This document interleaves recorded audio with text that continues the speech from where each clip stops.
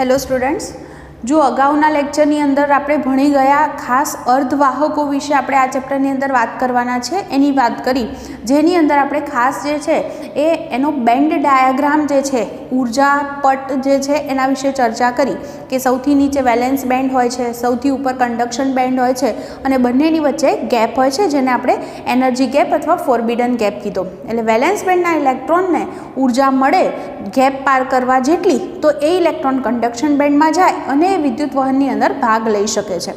તો જે વસ્તુ જે છે આપણે ત્યાં આગળ વાહક, અર્ધવાહક અને અવાહક ત્રણેયના કિસ્સામાં આ બેન્ડ ડાયાગ્રામ દોર્યો હતો અને વાત સમજ્યા હતા. એ જ વસ્તુ જે છે પર્ટિક્યુલર હવે આપણે માત્ર અર્ધવાહકો વિશે જ વાત કરીએ છીએ. હવે તો અર્ધવાહકોના સંદર્ભમાં એની એ જ વાત પણ સહસંયોજક બંધના સંદર્ભમાં આપણે સમજવાની છે. તો જુઓ, ખાલી વસ્તુ એની જ છે, ખાલી ભાષા બદલાય છે એમ હું કહું તો ચાલે. ત્યાં એનર્જી બેન્ડ લીધો તો અને અહીંયા આગળ જે છે એ આપણે બોન્ડ લઈશું. બોન્ડ એટલે બંધ. ત્યાં બેન્ડ છે, બેન્ડ એટલે ઉર્જા સ્તર છે અને અહીંયા શું છે? બોન્ડ છે. બોન્ડ એટલે બંધ છે, સહસંયોજક બંધ છે, એના વિશે વાત કરવાના છે. તો આપણા જે અર્ધવાહક છે સિલિકોન અથવા જર્મેનિયમ, મેં અગાઉ પણ કીધું હતું, એને આપણે શુદ્ધ અર્ધવાહક તરીકે ઓળખીએ છીએ અથવા મૂળભૂત અર્ધવાહક પણ બોલીએ છીએ, પ્રાથમિક અર્ધવાહક પણ કહીએ છીએ. એને આંતરિક અથવા ઇન્ટ્રિન્સિક સેમિકન્ડક્ટર તરીકે પણ ઓળખવામાં આવે છે. તો આપણને સહેલું ઉદાહરણ જે છે સિલિકોન છે એના માટે હું વાત કરીશ. જર્મેનિયમને પણ આ જ વસ્તુ લાગુ પાડી શકાય. સિલિકોન છે તો એની મેં કીધું તો અગાઉ એ પ્રમાણે એનો પરમાણુ ક્રમાંક 14 છે, એટલે એની ઇલેક્ટ્રોન સંરચના થાય છે 1s2, 2s2, 2p6, 3s2, 3p2. એટલે બાહ્યતમ કક્ષાની અંદર ટોટલ 4 વેલેન્સ ઇલેક્ટ્રોન છે. 3sમાં 2 ઇલેક્ટ્રોન છે અને 3pમાં 2 ઇલેક્ટ્રોન છે. હું હજી પાછું યાદ કરાવી દઉં, 3sની અંદર 2 ઇલેક્ટ્રોન છે અને 3pની અંદર પણ 2 ઇલેક્ટ્રોન છે. તો 3pની અંદર 3 કક્ષકો છે, 3px, 3py અને 3pz. તો 2 ઇલેક્ટ્રોન જે છે એ યુગ્મિત આ રીતે 3sમાં હશે અને જે છે એ 3p અને 3px અને 3pyમાં આ રીતે 4 ઇલેક્ટ્રોન ભરાયેલા હોય. તો અત્યારે s અને p કક્ષકની ઉર્જા સમાન નથી, હે ને? એટલે કે અહીંયા આગળ એક સિલિકોન બીજા કોઈ પરમાણુ સાથે જોડાઈ શકતો નથી. જ્યારે એવું થાય કે 3sનો એક ઇલેક્ટ્રોન 3pzમાં જાય તો એક s કક્ષક અને 3 p કક્ષકો ભેગી મળી અને 4 સંકર કક્ષકો તૈયાર થાય અને એના દ્વારા એક સિલિકોન પરમાણુ છે એ બીજા 4 સિલિકોન પરમાણુ સાથે ઇલેક્ટ્રોનની ભાગીદારી કરી શકે અને એમની સાથે સહસંયોજક બંધથી જોડાઈ શકે. જુઓ, દાખલા તરીકે હું આવી વાત કરું કે આ સિલિકોન છે તો એની પાસે 4 વેલેન્સ ઇલેક્ટ્રોન છે. તો શું કરશે? પોતાનો ઇલેક્ટ્રોન છે એ પોતે આ સિલિકોન સાથે ભાગીદારી કરશે, કારણ કે આની પાસે પણ 4 વેલેન્સ ઇલેક્ટ્રોન હશે. તો એક અહીં આપશે, બીજો, ત્રીજો અને ચોથો, આવી રીતે થશે. તો આવી રીતે જુઓ, દરેક સિલિકોન છે એ બીજા સિલિકોન પરમાણુ સાથે આવી રીતે સહસંયોજક બંધથી જોડાશે. આખી સ્થિતિ હોય એ 0 કેલ્વિન તાપમાને હોય. તો તમે જોઈ શકો છો કે 0 કેલ્વિન તાપમાને શું સ્થિતિ થઈ કે સિલિકોન પાસે જેટલા પણ વેલેન્સ ઇલેક્ટ્રોન હતા એ બધા સહસંયોજક બંધ બનાવવા માટે વપરાઈ ગયા. એની પાસે એક પણ મુક્ત ઇલેક્ટ્રોન નથી. એનો અર્થ એવો થાય કે અત્યારે હાલ ભલે પોતે સિલિકોન અર્ધવાહક છે છતાં મુક્ત ઇલેક્ટ્રોન નથી, માટે વિદ્યુત વહન થશે નહીં. તો પોતે અવાહક તરીકે વર્તે છે એમ કહી શકાય. અત્યારે હાલ વિદ્યુત વહન અહીંયા શક્ય બનતું નથી, આવું આપણે કહી શકીએ.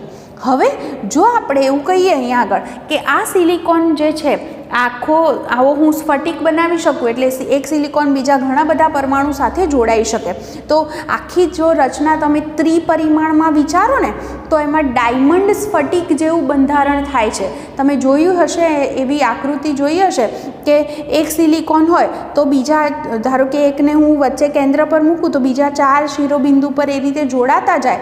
તો એક જે હોય સિલિકોન બીજા 4 સાથે જોડાતો જાય તો આખું જે જાળીદાર બંધારણ બનશે એ કેવું ડાયમંડ સ્ફટિક પ્રકારનું બંધારણ ત્રિપરિમાણની અંદર જે છે એ બનતું હોય છે. તો આવી જે આ દ્વિપરિમાણમાં આપણે દોર્યું છે, પણ આ જ વસ્તુ ત્રિપરિમાણમાં પણ વિચારી શકાય. તો એવું આખું બંધારણ બનશે અને ત્યારે કોઈ પણ જે છે એ વિદ્યુત વહન, કોઈ ઇલેક્ટ્રોન મુક્ત નથી એટલે વિદ્યુત વહન શક્ય બનશે નહીં. ત્યારે આપણને પ્રવાહ મળતો નથી. એટલે પોતે ભલે આ અર્ધવાહક છે સિલિકોન અથવા એ જ રીતે જર્મેનિયમ પણ પોતે અવાહક તરીકે વર્તશે, કારણ કે ત્યાં આગળ વિદ્યુત વહન શક્ય બનતું નથી. ઓકે, હવે જો એવું થાય કે આપણે આવો સ્ફટિક હોય એને ઓરડાના તાપમાને ધારો કે લઈ જઈએ, તો એવું થાય કે અહીંયા આગળ જે છે આ ઇલેક્ટ્રોનને ઉર્જા મળે, તાપમાનને કારણે ઉષ્મીય ઉર્જા મળે. એટલે ઇલેક્ટ્રોન છે એ ઉષ્મીય કંપનો કરે અને એને કારણે આ ઇલેક્ટ્રોનને ઉર્જા મળવાથી એ ઇલેક્ટ્રોન આ બંધ તૂટી જાય. બંધ તૂટે એટલે અહીંથી ઇલેક્ટ્રોન જે હોય એ પોતે મુક્ત બની જાય, બંધમાંથી છટકી ગયો. તો એનો અર્થ એવો થયો કે બંધની અંદર જે છે એ ઇલેક્ટ્રોનની ઉણપ સર્જાઈ એમ કહેવાય. અને બંધમાં ઇલેક્ટ્રોનની જે ઉણપ છે એને આ રીતે દર્શાવાય છે અને એને બોલાય છે હોલ. હોલ એટલે ખરેખર ત્યાં કાણા કાણા હોતા નથી, પણ એ હોલ શું બતાવવા માટે આપણે મૂક્યો છે કે ખરેખર સહસંયોજક બંધમાં 2 ઇલેક્ટ્રોનની જરૂર છે, પણ અહીંયા આગળ ઇલેક્ટ્રોન હાજર નથી એટલે ઇલેક્ટ્રોનની ખાલી જગ્યા પડી છે, એને આપણે હોલ તરીકે ઓળખીએ છીએ. હોલ કોઈ વાસ્તવિક કણ નથી, જેમ ઇલેક્ટ્રોન છે કણ, એવો હોલ કોઈ કણ નથી, પણ એ ખાલી શું દર્શાવવા માટે મૂક્યો છે? ઇલેક્ટ્રોનની ઉણપ દર્શાવે છે કે બંધ બનવા માટે અહીંયા 2 ઇલેક્ટ્રોનની જરૂર છે, પણ અહીંયા ઇલેક્ટ્રોન નથી એટલે આપણે એને હોલ તરીકે દર્શાવીએ છીએ. જુઓ, હોલ હંમેશા શું વિચારશે કે કોઈક રીતે ઇલેક્ટ્રોન અહીંયા આવીને બેસી જાય તો આ બંધ પૂરો થઈ જાય. તો હંમેશા એવું કહેવાય કે હોલ છે એ ઇલેક્ટ્રોનને સ્વીકારવાની અથવા આકર્ષવાની વૃત્તિ ધરાવે છે. તો ઇલેક્ટ્રોન તો ઋણ છે અને હોલ એને આકર્ષે છે, એટલે એવું વિચારાય કે હોલ જાણે ધન વીજભાર હોય એ રીતે વર્તે છે. જો રિયલમાં છે જ નહીં, પણ છતાં એ રીતે વર્તે છે એમ આપણે વિચારી શકીએ. એટલે હોલ જાણે કે ધન વીજભાર હોય એ રીતે વર્તે છે. એટલે કેમ? કારણ કે કોઈક રીતે ઇલેક્ટ્રોન અહીં આવીને બેસી જાય તો આ બંધ પૂરો થઈ શકે. એટલે હોલ હંમેશા ઇલેક્ટ્રોનને આકર્ષવાની વૃત્તિ ધરાવે, એટલે પોતે ધન હોય અને એ ઋણને આકર્ષે છે એવું આપણે વિચારીએ છીએ.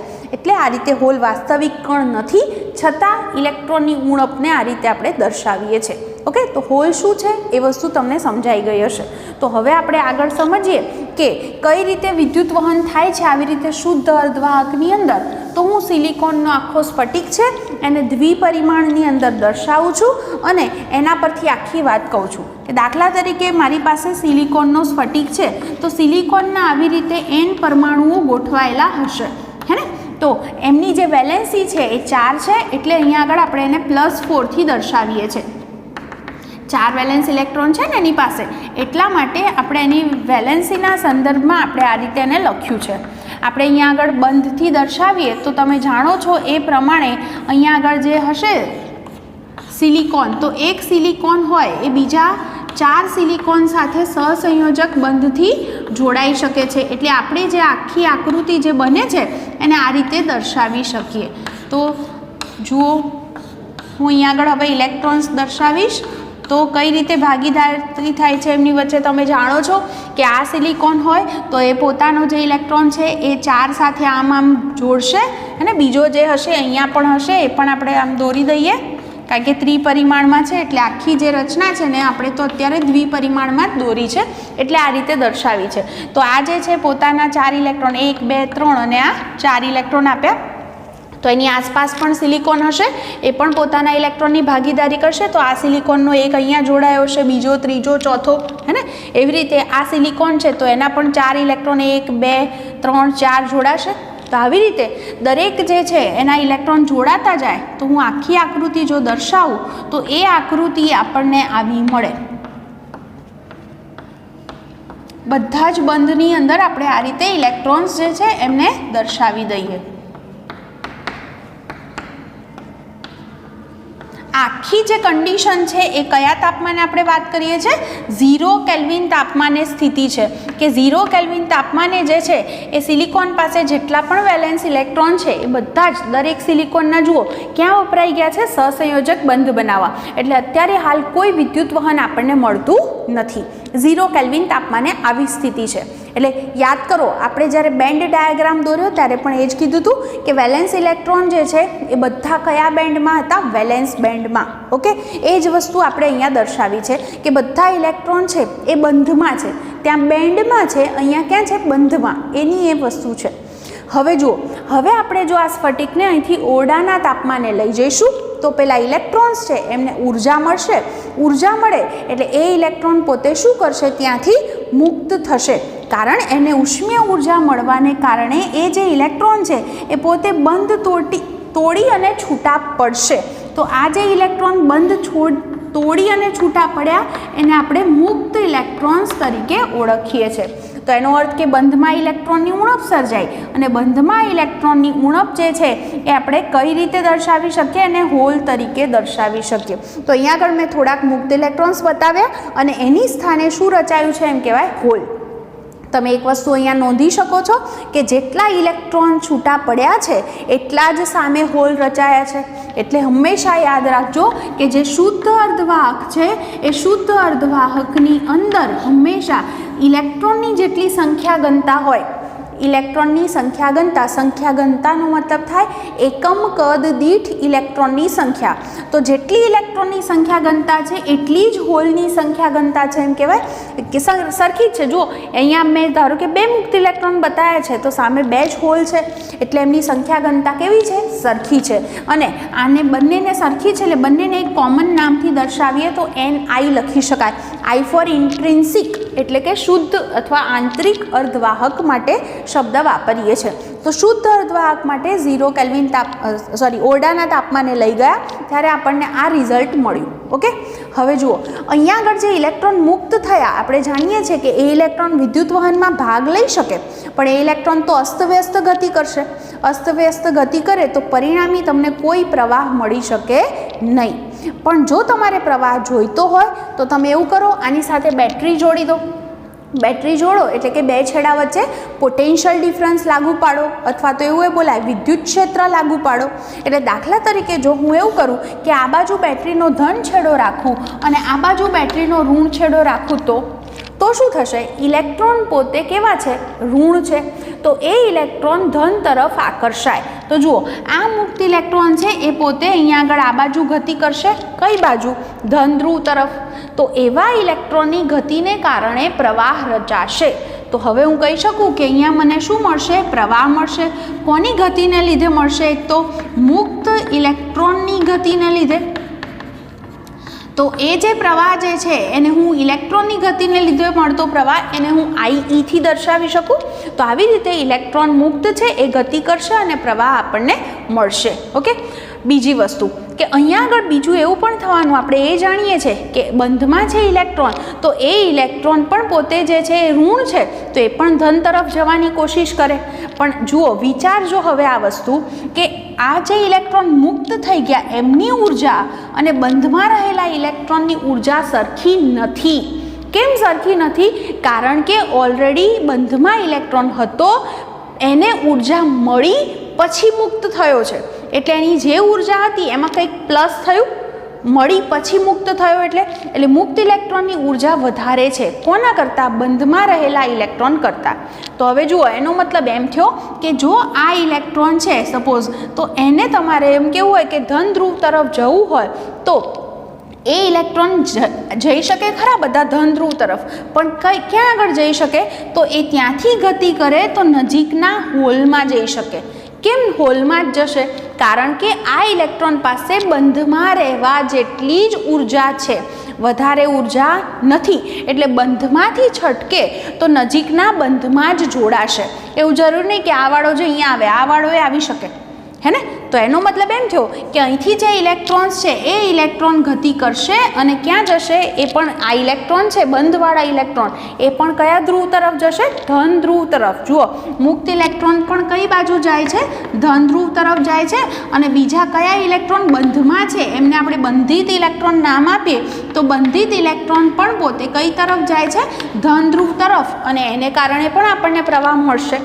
તો જોડે જોડે બીજું શું થયું એ તમને વિચાર આવે છે કે આ ઇલેક્ટ્રોન અહીંથી છટકી અને બંધમાં ગયો, તો એનો અર્થ કે અહીંયા આ બંધમાં ઇલેક્ટ્રોનની ઉણપ સર્જાઈ, તો ત્યાં આગળ શું રચાશે? હવે અહીંયા આગળ હોલ રચાશે એમ કહેવાય.